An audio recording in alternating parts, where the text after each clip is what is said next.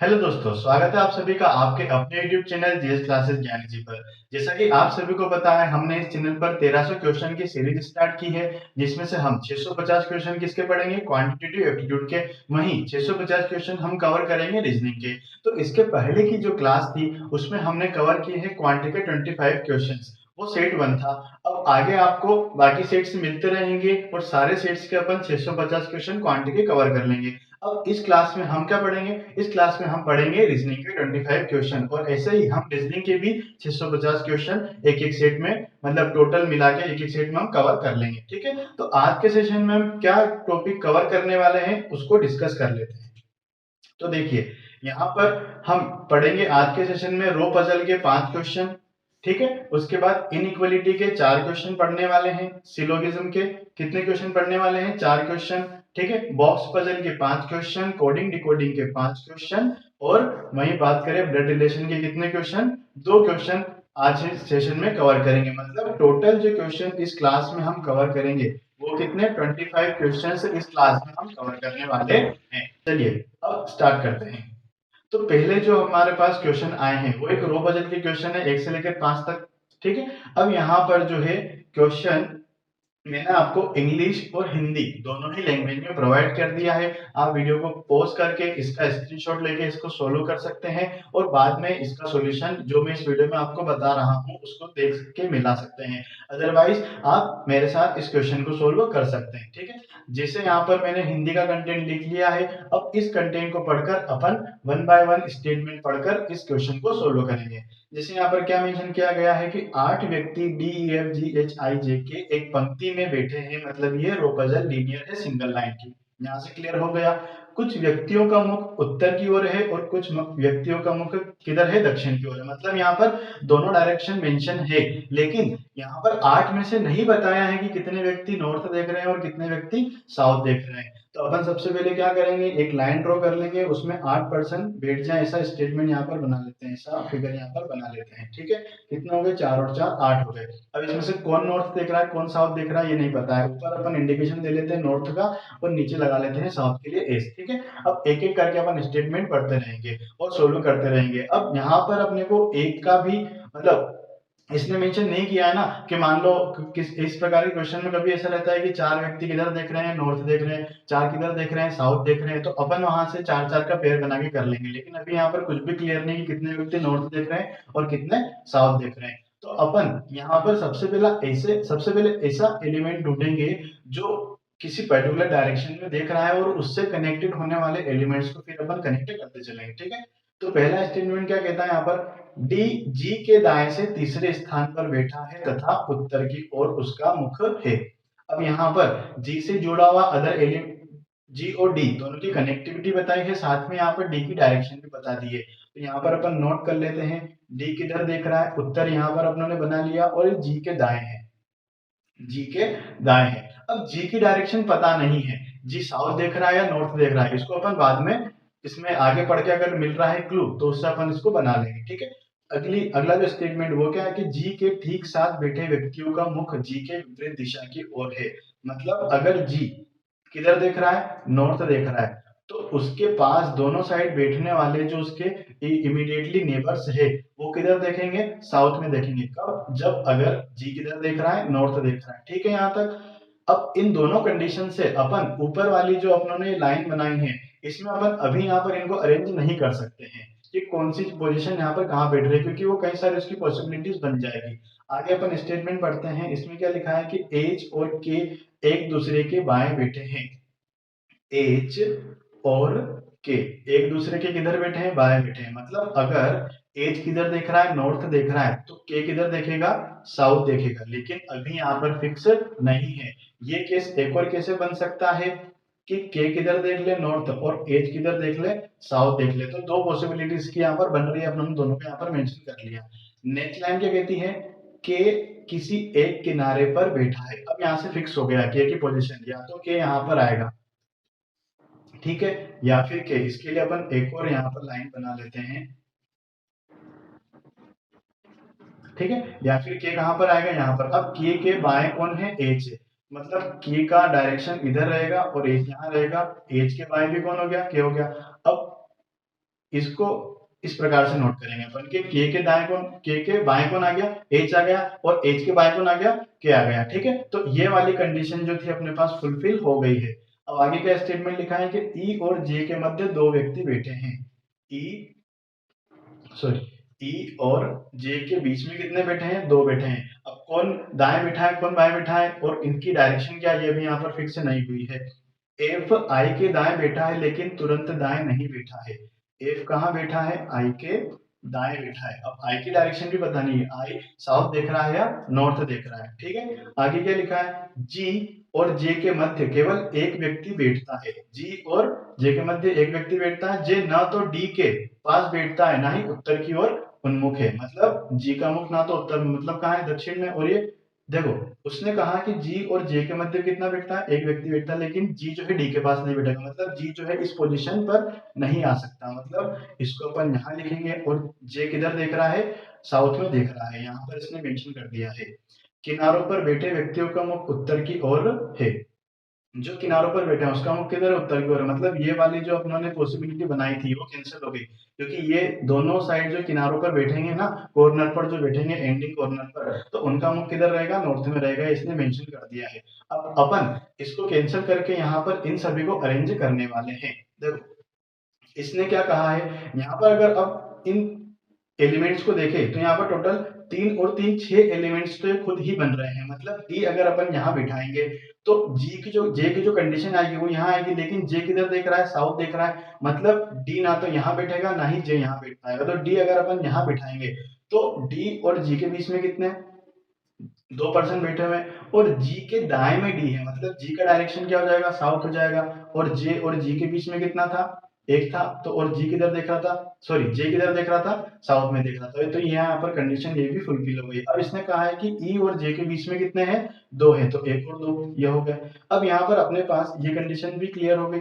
अब इसने लिखा है यहाँ पर कि जी के पास में बैठने वाले जी के अपोजिट डायरेक्शन में फेस करके बैठे हैं। मतलब जी ने यहाँ पर साउथ में फेस कर रखा है, तो इसके दोनों जो नेबर रहेंगे, इमीडिएट नेबर रहेंगे, वो किधर देखेंगे, नॉर्थ में देखेंगे। क्लियर है।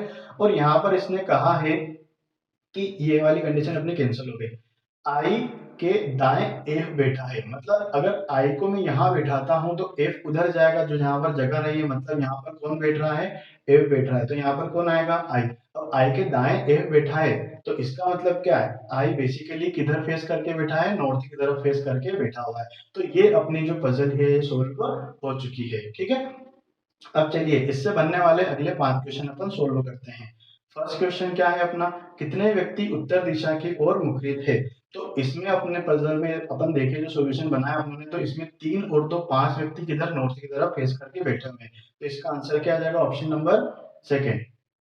नेक्स्ट क्वेश्चन क्या है, एफ के ठीक बाएं कौन बैठा है। तो एफ के बाएं कौन बैठा है अपने पास, एफ के बाएं ठीक बाएं बैठा है कौन, जी। तो इसका जो करेक्ट आंसर रहेगा वो क्या रहेगा, ऑप्शन नंबर एक क्या रहेगा, जी। ठीक है, नेक्स्ट क्वेश्चन क्या है, कितने व्यक्ति दक्षिण दिशा की ओर मुखरित है। How many peoples are facing south. अपने पास 8% थे, 8 में से 5 तो नॉर्थ देख रहे हैं, तो बचे हुए कितने, 3। ठीक है, बार बार आपको उसको देखना नहीं, आपको प्रीवियस क्वेश्चन जो आपने सोल्व किया है ना उसका भी क्लू आपके माइंड में होना चाहिए, उससे आपकी स्पीड बढ़ेगी। और इन एग्जाम में सब कुछ खेल किसका है, स्पीड का ही है। निम्न में कौन सा युग्म विषम है। तो यहाँ पर इनको एक बार अपन माइंड में लगाते हैं कि क्या क्या बन सकता है, ई एफ आई जी। ठीक है, एच एफ एच जी। तो यहाँ पर ई एफ दिया था उसने, ई और एफ दोनों। फिर एच और जी भी दिया था, है ना, एच और जी। एक काम करते हैं अपन, इसमें क्या करते हैं, इस डायग्राम को उधर ड्रॉ कर लेते हैं ताकि अपने को उसमें हेल्प मिल जाएगी। डी आई ई जी, इसमें क्या बन रहा है अपने पास, अगर यहाँ पर बना है अपन 1 2 3 4 5 6 7 और 8। यहाँ पर क्या है, डी है जो उधर देख रहा है, उसके बाद ये जी है। फिर यहाँ पर ई था जो नॉर्थ देख रहा है, आई था नॉर्थ देख रहा है, आई और जे के बीच में दो थे। उसके बाद यहाँ पर कौन आ गया था, एफ था जो भी किधर देख रहा है, नॉर्थ देख रहा है। अब यहाँ पर के किसी कॉर्नर पर बैठा था और एज यहाँ पर है। अब इसको मिलाते हैं, ई और एफ। ई और एफ दोनों किधर देख रहे हैं, नॉर्थ देख रहे हैं, दोनों के बीच में एक पर्सन बैठा हुआ है, आई और जी। आई और जी के बीच में भी कितना है, 1% बैठा हुआ है, लेकिन दोनों की डायरेक्शन अपोजिट है। एफ और एच, एफ और एच दोनों की अपोजिट डायरेक्शन, और 1% बीच में बैठा हुआ है। एच और जे, एच और जे दोनों पास पास बैठा हुआ है। डी और ई, डी और ई के बिटवीन भी 1% है, मतलब एच और जे दोनों पास में है, तो यहाँ पर विषम कौन सा आ जाएगा, एक पेड़ जो है वो और पेड़ कौन सा बन जाएगा अपने पास, जी और एच वाला बन जाएगा। ठीक है, नेक्स्ट क्वेश्चन क्या है कि एच डी के मध्य कितने व्यक्ति बैठे हुए हैं, तो यहाँ देख लेते हैं अपन, एच और जी के मध्य कितने आ गए, 3 और 2 5, मतलब इसका करेक्ट आंसर क्या रहेगा, ऑप्शन नंबर 4। ठीक है, नेक्स्ट क्वेश्चन सोल्व करते हैं।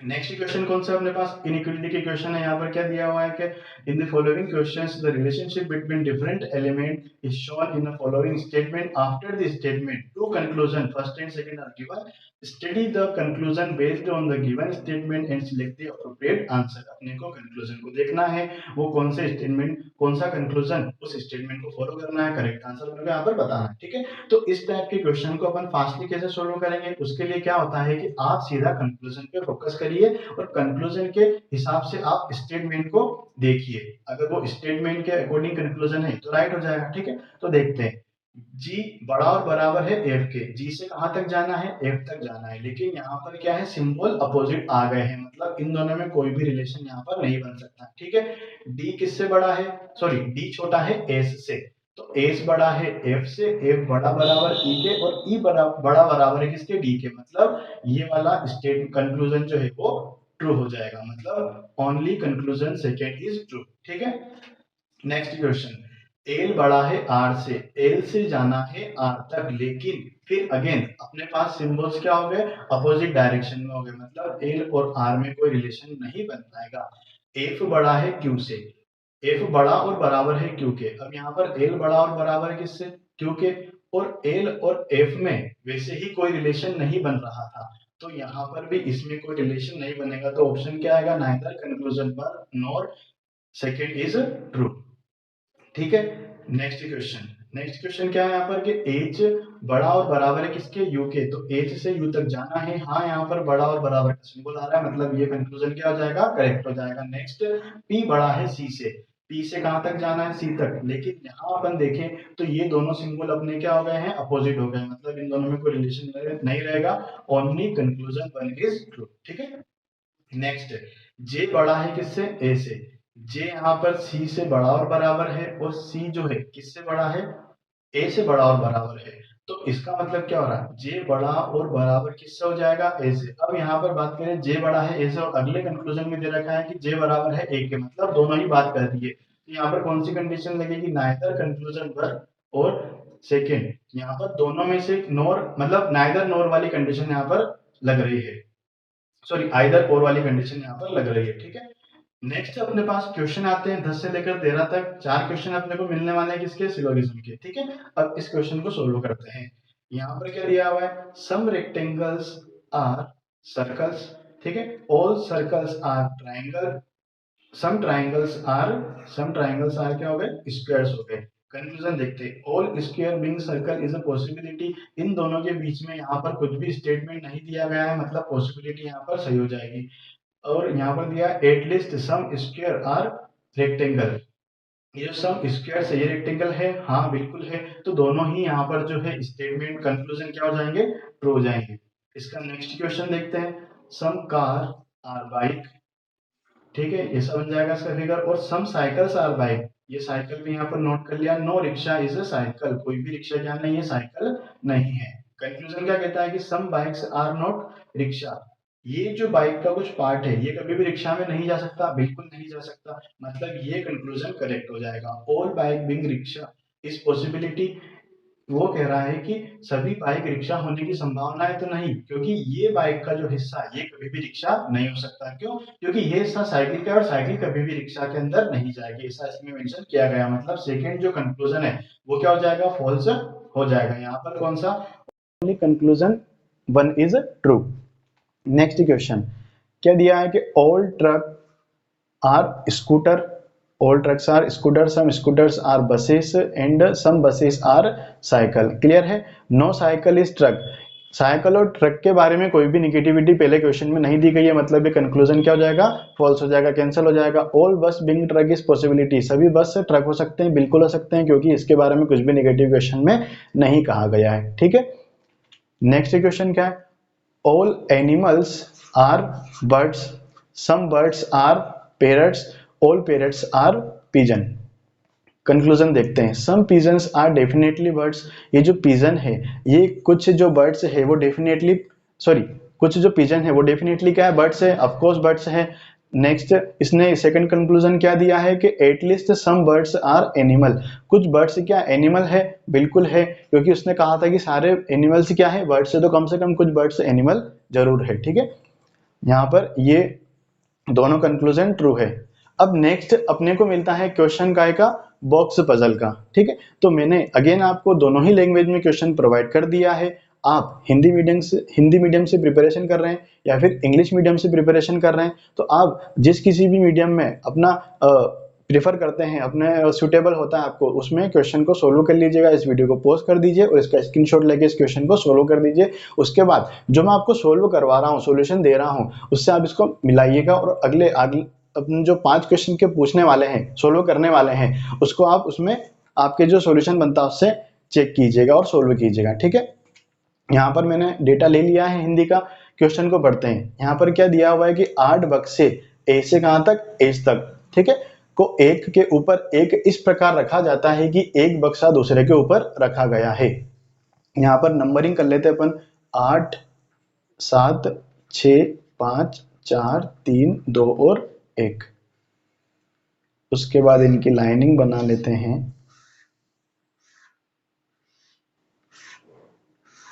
चलिए अब फर्स्ट स्टेटमेंट यहां पर पढ़ते हैं। पहला स्टेटमेंट क्या है, लिखा है एच को जी के 2 स्थान ऊपर रखा गया है। ये लाइन दिखने में काफी सिंपल है, लेकिन यहीं पर बच्चे कंफ्यूज हो जाते हैं। वो क्या लिखते हैं कि जो एच है ये जी के कितने स्थान, 2 स्थान, 1 2 और इसके ऊपर रखा गया है। लेकिन ये क्या है, ये इसका लिखने का सही तरीका नहीं है। जब भी आपको ऐसा लिखा जाता है कि कोई भी एलिमेंट दूसरे एलिमेंट के 2 स्थान, 3 स्थान, 1 स्थान ऊपर रखा जाता है, तो पर्टिकुलर उसी पोजीशन पर आएगा। इसको कैसे लिखेंगे अपन, एच को जी के 2 स्थान ऊपर रखा गया है, ये 1 स्थान और ये दूसरा स्थान। ठीक है, अब G और H से कनेक्ट होने वाले एलिमेंट्स को अपन ढूंढते हैं। यहां पर मिल गया अपने को सेकंड स्टेटमेंट, वही है G और B के बीच एक बक्सा रखा है। देखो यहाँ पर अपन देख पा रहे हैं H और G के बीच पहले से एक बक्सा है, मतलब B तो ऊपर जाएगा नहीं, B का आएगा, नीचे आएगा। अब यहाँ पर टोटल 5 एलिमेंट तो हो ही गए हैं 8 में से। नेक्स्ट अपन 3 को और अरेंज करना है। F को B के 2 स्थान नीचे रखा गया है। F को किधर, 1 स्थान और 2 स्थान नीचे रखा गया है, मतलब कितने, 3 और 3 6 और एक 7 एलिमेंट अपने यहाँ पर बन गए हैं। अब अपन इसको नोट कर लेते हैं इधर कि H अगर यहाँ रहेगा, ये खाली है, फिर G आएगा, फिर ये खाली है, फिर ये B आएगा, फिर ये भी खाली है, और यहाँ पर क्या आएगा, F। अब एक और पॉसिबिलिटी क्या बनती है कि H ऊपर ना आके सेकंड वाले नंबर मतलब 7th पोजीशन पर आ जाता है, फिर ब्लैंक, फिर G, फिर ब्लैंक, फिर B, फिर ब्लैंक और फिर F। ठीक है, तो अभी अपने पास 2 पॉसिबिलिटीज बन रही है। नेक्स्ट क्या कहा इसने कि ये वाली लाइन अपनी पूरी हो गई है। बी को ई के 3 स्थान नीचे रखा गया है, मतलब बी और ई के बीच में कितने हैं, 2 एलिमेंट्स है। यहां पर ये 1 और 2, एच के जस्ट नीचे कौन आ रहा है, ई आ रहा है। फिर आगे स्टेटमेंट क्या कहता है कि ए और सी के बीच 3 से अधिक बक्से नहीं है, मतलब ए और सी के बीच कितने बक्से हो सकते हैं, कितने बॉक्सेस हो सकते हैं, ए और सी। 3 से अधिक नहीं है मतलब 3 से कम है, मतलब 0 भी हो सकता है, 1 भी हो सकता है, 2 भी हो सकता है और 3, ये बक्से ए और सी के बीच में हो सकते हैं। ठीक है, डी ए के ऊपर रखा है लेकिन तुरंत ऊपर नहीं रखा है। डी को किसके ऊपर रखा है, ए के ऊपर रखा है लेकिन तुरंत ऊपर नहीं रखा है।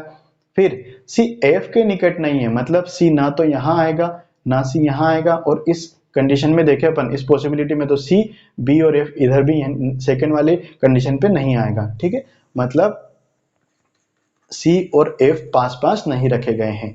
डी सबसे ऊपर नहीं रखा है, यहां पर कौन नहीं आ सकता है, डी नहीं आ सकता है। इस वाली पॉसिबिलिटी में तो कोई चांसेस है ही नहीं, लेकिन इस अरेंजमेंट में यहां पर चांसेस बनते थे, तो उसमें भी यहां पर कैंसिल हो गया है।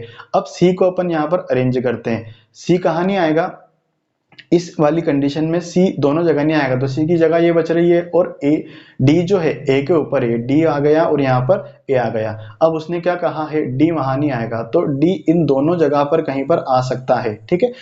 और देखो उसने कहा है कि सी यहाँ नहीं आएगा, तो अगर अपन डी यहाँ लिखे, क्योंकि डी इस जगह पे नहीं आएगा, क्यों, क्योंकि डी किसके ऊपर है, ए के ऊपर है, तो ए आ जाएगा, फिर सी अपने को कहाँ मेंशन करना पड़ेगा, ऊपर, ठीक है, ये बन गया है। लेकिन यहाँ पर अगर आप गौर करेंगे तो ए और सी के बीच में अधिकतम कितने, मैक्सिमम बस 3 एलिमेंट्स, 3 बॉक्सेस यहाँ पर रखे गए हैं, लेकिन यहाँ पर ज्यादा आ रहे हैं, मतलब ये वाला जो अरेंजमेंट है वो कैंसिल हो जाएगा, और करेक्ट अरेंजमेंट क्या बनेगा, H E G C B D F A, ठीक है।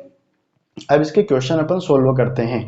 फर्स्ट क्वेश्चन, कौन सा बॉक्स सबसे नीचे रखा गया है, तो सबसे नीचे बॉक्स रखा है ए, ऑप्शन नंबर 3। नेक्स्ट, डी और ई के मध्य कितने बॉक्स रखे गए हैं, तो डी और ई के मध्य कितने रखे हैं, 2 और 1, 3 बॉक्सेस रखे हुए हैं, ऑप्शन नंबर 3।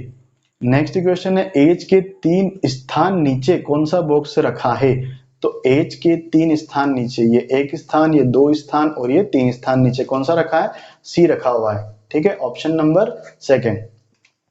डी के ठीक ऊपर कौन सा बॉक्स रखा है, तो डी के ठीक ऊपर कौन सा बॉक्स रखा है, यहाँ पर देख पा रहे हैं अपन, बी रखा है, ठीक। डी के ठीक ऊपर कौन सा बॉक्स रखा है, B, option number 4। Last question है, सबसे ऊपर कौन सा बॉक्स रखा है, तो सबसे ऊपर कौन सा बॉक्स रखा हुआ था, एच बॉक्स रखा हुआ था। क्लियर है, ये अपने पास बॉक्स से बदल के क्वेश्चन भी कंप्लीट हो गए हैं। नेक्स्ट अपन कौन से क्वेश्चन पढ़ेंगे, नेक्स्ट अपने पास आते हैं कोडिंग डिकोडिंग के क्वेश्चंस। ये आपके पास चाइनीज कोडिंग है, इस कोडिंग को मतलब कहा जाता है चाइनीज कोडिंग। अब इसमें सोल्व करने का तरीका क्या है, आप एक एक लाइन के जो एलिमेंट्स दिए गए हैं उन सब के आप इंडिकेशन, उन सब के आप कोड निकालिए। जब आप स्टेप बाय स्टेप लाइन को फॉलो करते चलेंगे तो उसमें आपको ज्यादा कॉम्प्लेक्सिटी नहीं आएगी और आपकी स्पीड भी बन जाएगी, ठीक है।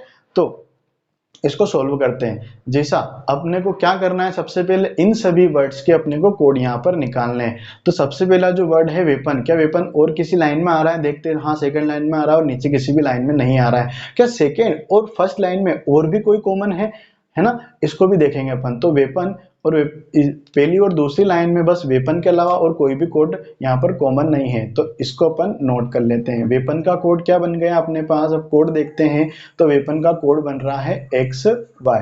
अब सेकेंड एलिमेंट ढूंढते हैं, ओनली फर्स्ट लाइन में है और थर्ड लाइन में है। फर्स्ट और थर्ड में इसके अलावा कोई भी कॉमन नहीं है, तो ओनली का कोड क्या बनेगा, ओनली का जो कोड है वो बन जाएगा जेड टी। ओनली का कोड बनेगा अपने पास जेड टी। उसके बाद यू, तो यू फर्स्ट में है और कहीं भी नहीं है, मतलब यू का कोड अपने को नहीं मिलेगा, अपन टाउन का ढूंढेंगे। टाउन का कोड टाउन, और टाउन पहली और चौथी में आ रहा है ना, टाउन यहाँ पर भी आ रहा है और यहाँ पर भी आ रहा है, तो इसमें अपन कॉमन ढूंढेंगे तो क्या मिल रहा है, एम और एम एन। एम एन किसका हो गया, टाउन का हो गया। तो यू के लिए कौन सा बचा हुआ क्या आएगा, एल ओ, ठीक है। अब सेकंड लाइन में जाएंगे तो वेपन का तो मिल ही गया है, हाउ का ढूंढेंगे, लेकिन हाउ के लिए कॉमन कुछ भी नहीं है, तो अपन यहाँ पर ढूंढेंगे मी का, जो कि दूसरी और तीसरी लाइन में अपने को देखने को मिल रहा है। दूसरी और तीसरी लाइन में क्या आ रहा है, जे और के कॉमन आ रहा है, तो ये जे के किसका हो गया है, मी का हो गया है। अटैक जो है दूसरी और चौथी लाइन में आ रहा है, दूसरी और चौथी लाइन में क्या कॉमन है, ओ और आई, ये बन गया किसका, अटैक का बन गया है। अब बचा हुआ कौन था, हाउ था, तो हाउ के लिए कौन सा एलिमेंट यहाँ पर बच गया है, पी एस, ठीक है। 2 लाइन कवर हो गई है। अब ओनली का अपनों ढूंढ लिया है, मी का ढूंढ लिया है, ऑन का ढूंढना है, तो तीसरी और चौथी में ऑन के लिए क्या बनेगा, यहाँ पर एसी आ रहा है कॉमन, ऑन के लिए एसी आ गया। अब कौन सा बचा है, सेफ्टी बचा है, तो सेफ्टी के लिए कौन सा कोड बच गया है, यहाँ पर ए बी बच गया है, ठीक है। अब लास्ट लाइन में क्या वर्ड बच रहा है, बस अंडर बच रहा है, तो अंडर के लिए क्या आया अपने पास कोड, डीसी। तो इस टाइप से आप एक एक लाइन को सोल्व करेंगे ना, तो आपको इजीली सारे कोड यहाँ पर निकल के आ जाएंगे, और इससे बनने वाले जो 5 क्वेश्चन हैं वो काफी जल्दी आपसे सोल्व हो जाएंगे। बस यहाँ से कोड देख के उसका आंसर देना है। जैसे फर्स्ट क्वेश्चन की बात करें तो फर्स्ट क्वेश्चन में यहाँ पे क्या दिया हुआ है कि एम एन जी एच और एसी निम्नलिखित में से किसका कोड हो सकता है। एम एन मतलब टाउन, जी एच यहाँ पर नहीं है, और एसी मतलब ऑन, टाउन और ऑन आएगा और एक नया वर्ड आएगा। टाउन और ओन नहीं है, बस टाउन है, यहाँ पर नहीं है, यहाँ पर भी नहीं है, माय ओन टाउन, मतलब ऑप्शन नंबर 4 यहाँ पर करेक्ट आंसर रहेगा। ठीक है, नेक्स्ट क्वेश्चन देखते हैं, अटेक का कोड क्या है। तो अटेक का कोड यहाँ पर मिल रहा है अपने को OI। कौन सा कोड है? ऑप्शन नंबर 4 OI अटेक का कोड है। ठीक है, नेक्स्ट क्वेश्चन, निम्नलिखित में से कौन सा ऑल ओनली वेपन्स को निरूपित करता है। ऑल नहीं था वहां पर, ओनली और वेपन का कोड देखना पड़ेगा अपने को। ओनली के लिए यहाँ पर ZT और वेपन के लिए XY, ZT और XY साथ में आने चाहिए। इस लाइन में नहीं है, इसमें नहीं है और इसमें, मतलब ऑप्शन नंबर तीसरा यहाँ पर करेक्ट आंसर है। करेक्ट। नेक्स्ट, मी के लिए कौन सा कोड है। तो मी के लिए अपनों ने निकाला था क्या? JK निकाला था। कौन सा निकाला था? मी के लिए अपनों ने JK फाइंड किया था, ये JK। ठीक है, नेक्स्ट लास्ट क्वेश्चन है इसका, ओनली मी अंडर। अब ये तीनों वर्ड्स जो है अपने कोडिंग में उसमें दिए गए थे, तो इन तीनों का ढूंढना है अपने को। ओनली मी अंडर का, ओनली के लिए आ गया ZT, मी के लिए आ जाएगा अपने पास JK और अंडर के लिए आएगा DC, ZT JK और DC। तो ये अपने को मिल गया ZT JK और DC, ऑप्शन नंबर तीसरा। ठीक है, मतलब आप लाइन बाय लाइन चलिए, आप सभी कोड्स अलग से लिख लीजिए, उसके बाद जो आप पांचों क्वेश्चन सोल्व करेंगे ना, तो उसमें आपको काफी कम टाइम लगेगा। तो लगभग 2.5 मिनट के अंदर अंदर ही आपका क्वेश्चन पूरा कंप्लीट हो जाएगा, 2 से 2.5 मिनट में। ठीक है, नेक्स्ट क्वेश्चन अपने पास आता है क्या का? ब्लड रिलेशनशिप का। यहाँ पर क्या दिया हुआ है कि एम एन का पिता है किंतु एन उसका पुत्र नहीं है, मतलब पुत्री है। तो सबसे पहले मैं आपको इस क्वेश्चन को सोल्व करने से पहले कुछ जो सिंबल्स इस क्वेश्चन को सोल्व करने में यूज किए जाते हैं उसका इंडिकेशन मैं आपको बता देता हूं। जैसे मैं यहाँ पर प्लस यूज करने वाला हूँ काय के लिए? मेल जेंडर के लिए, और माइनस यूज करने वाला हूँ किसके लिए? फीमेल जेंडर के लिए। ठीक है, और ये जो ऐसी तिरछी लाइन आएगी उसका यूज मैं काय के लिए करूंगा? उसका यूज करेंगे अपन कपल, मेरिड कपल बताने के लिए। काय के लिए करेंगे? कपल शो करने के लिए। स्ट्रेट लाइन का यूज करेंगे अपन काय के लिए? जनरेशन के लिए। ठीक है, यहाँ पर सन या डॉटर जो भी रहेगा उसको अपन मेंशन इस सीधी लाइन से कर देंगे, और जो ब्रदर सिस्टर रहेंगे उसको एक तिरछी लाइन से अपन यूज करेंगे, सिस्टर एंड ब्रदर। ठीक है, अब स्टेटमेंट को पढ़ना शुरू करते हैं। एम एन का पिता है। एम किसका पिता है? एम पिता हो गया किसका? एन का। किंतु एन उसका पुत्र नहीं, मतलब क्या आएगा? ऑब्वियसली पुत्री होगा। टी एन की पुत्री है, टी एन की पुत्री है। ठीक है, एस एम की पत्नी है। एस किसकी पत्नी है? एम की पत्नी है। और आर एन का भाई है, ये आर एन का भाई हो गया, मतलब इन दोनों का पुत्र हो गया। पी आर का पुत्र है। पी किसका पुत्र हो गया? आर का पुत्र हो गया। जी आर की पत्नी है, ये जी यहाँ पर पत्नी हो गई किसकी? आर की। और एज जी का पिता है, ये एज हो गया किसका पिता? जी का पिता। क्वेश्चन देखते हैं, इसने पूछा है कि पी की दादी कौन है? Who is the grand mother of P? तो पी की दादी जो है वो आर की माता रहेगी, मतलब एस। अपना करेक्ट आंसर क्या रहेगा? Option number 3। नेक्स्ट है एस का पुत्र कौन है? एस का पुत्र अभी अभी अपनों ने देखा है रिलेट करके, तो यहाँ पर आर एस का पुत्र रहेगा। ठीक है, ये ऑप्शन नंबर 1। तो ये थे रीजनिंग के इंपॉर्टेंट 25 क्वेश्चन जो लेटेस्ट एग्जाम पैटर्न पर है। ऐसे ही ये सेट 1 हुआ है कंप्लीट, ऐसे ही हम आगे भी सेट से कवर करेंगे जिसमें हम रीजनिंग के टोटल 650 क्वेश्चन कवर कर लेंगे। और हमारा टारगेट है आरबीआई असिस्टेंट, ESIC यूडीसी और ESIC MTS की एग्जाम को क्वालिफाई करना। तो अगर आप डेली हमारे साथ इसी टाइमिंग में 7 बजे क्वांटिटी क्वेश्चन और 8 बजे रीजनिंग के क्वेश्चन अगर हमारे साथ सोल्व करेंगे तो उससे आपकी जो है एक्यूरेसी निकलेगी। आप सभी बच्चों के साथ जब इसमें कंपटीशन करेंगे तो आपकी स्पीड भी आपको पता चलेगी। ठीक है, और इसके साथ ही आप और ज्यादा प्रैक्टिस करना चाहते हैं तो हमारी ऑफिशियल वेबसाइट ज्ञानी जी रूटीन पर आइए, अपना अकाउंट क्रिएट कीजिए, और हमने आपके लिए इन पर्टिकुलर एग्जाम्स की टेस्ट सीरीज अवेलेबल करवा रखी है। तो आप उस टेस्ट सीरीज को परचेज कीजिए, उसमें आपको हर एक टेस्ट सीरीज में टोटल 30 मॉक टेस्ट मिल रहे हैं।